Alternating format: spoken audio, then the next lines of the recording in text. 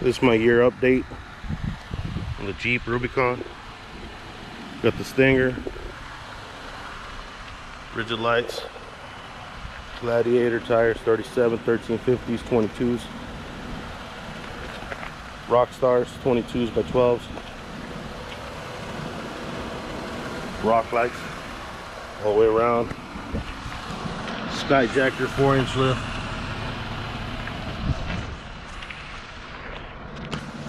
power steps,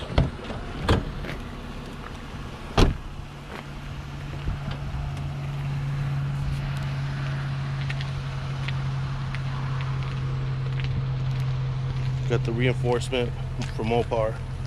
Didn't really work out, so I put my hitch all the way to the tire. Just harder to open. I got 13,000 miles on it.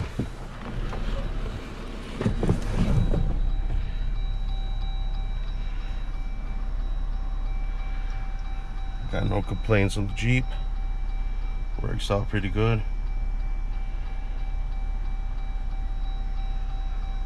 Any questions, ask.